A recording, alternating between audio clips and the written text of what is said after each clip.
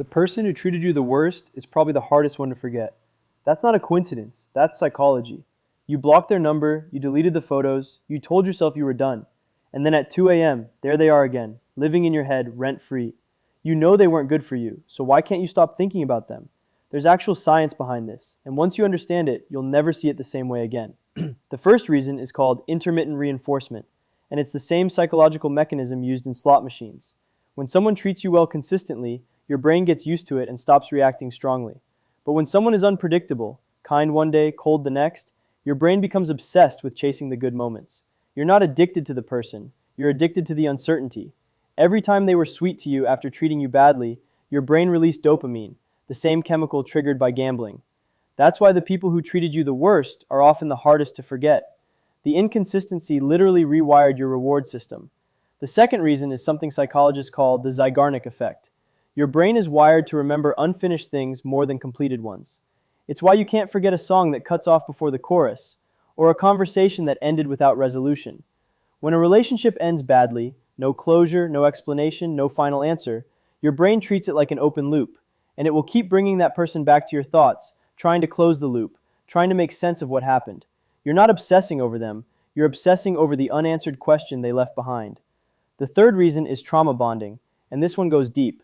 When you go through intense emotional experiences with someone, fights, reconciliations, moments of real connection mixed with real pain, your brain forms a powerful bond with that person.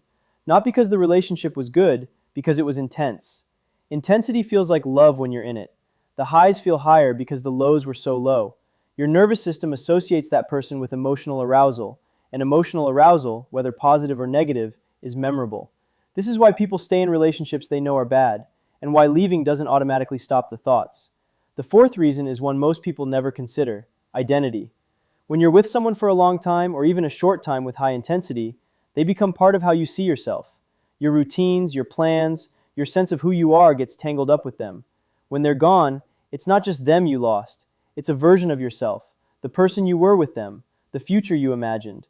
Your brain isn't just missing them, it's trying to figure out who you are without them in the picture. The fifth reason is that your memory is lying to you. When we miss someone, we don't replay the relationship accurately. We replay the highlights, the best moments, the version of them we wish they always were. The arguments get softer in memory, the red flags get smaller, the pain fades faster than the warmth. Your brain is showing you a highlight reel and calling it reality, and you're grieving someone who only partially existed. So how do you actually stop?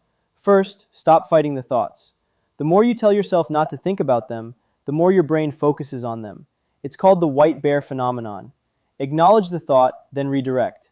Second, close the loop yourself. Write a letter you never send. Say everything you needed to say out loud to no one. Your brain needs an ending. Give it one even if they never gave you one. Third, interrupt the romanticizing. Every time you catch yourself replaying the good moments, force yourself to remember a specific moment they hurt you. Balance the real. And fourth, understand that healing isn't linear. Some days you'll feel free. Some days something small will bring it all back. That doesn't mean you're not healing. It means you're human. The fact that you can't stop thinking about someone who hurt you doesn't say anything bad about you. It says your brain is doing exactly what it was designed to do. Hold on to things that felt important. But now you know why it's happening. And that's the first step to actually letting go. If this hit close to home, share it with someone who needs to hear it. And subscribe, because we break down the psychology behind the things nobody expects.